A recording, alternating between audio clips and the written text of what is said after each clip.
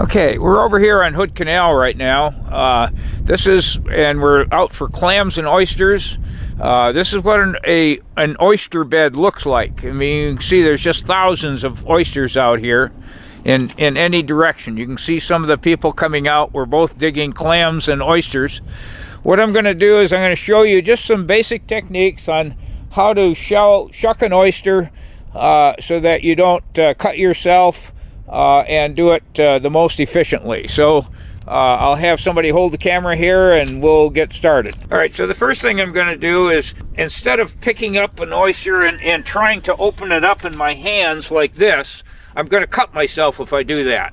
So what I have learned to do is get it started while it's on the ground.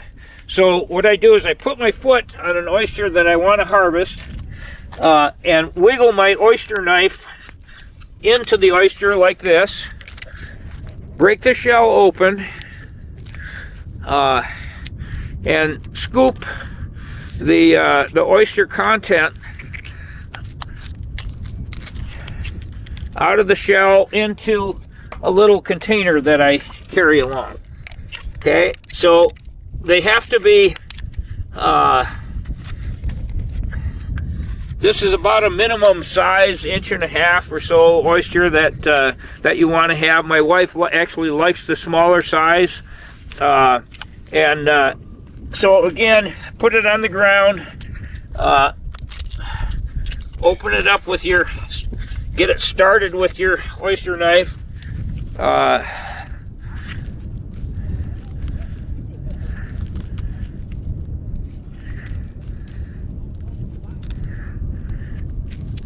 Scrape the meat off into your container. Limit again is 18 oysters. There's 2 right there.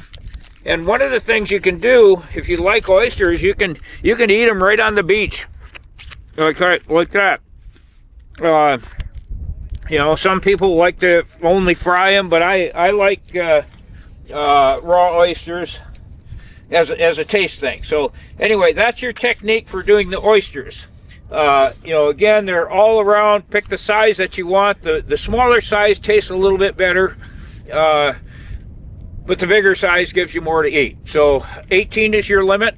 Let's go over and get some clams. So now we're over here. We're only a few feet from the oyster beds off to our side, and we're looking for a spot to dig some clams up.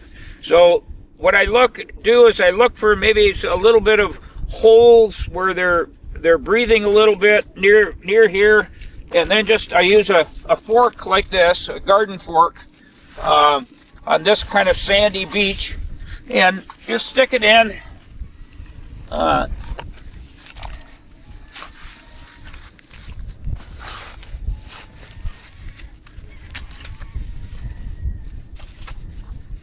You'll get old oyster shells and all kinds of stuff that come out of this hole. But eventually you'll uncover a clam. You know, here's one here, and just kind of add it to your pile. But this actually, some of the clams are dead clams. Like this one is what you call a dead clam. It's just full of mud. You look for clams where you can actually see the meat in the inside of the thing to make it sure that it's good. So again, the limit is 40 clams or 10 pounds if they're really big ones. If you got a bunch of them this size, you'd probably get close to your 10 pounds. So you can either just boil them in water.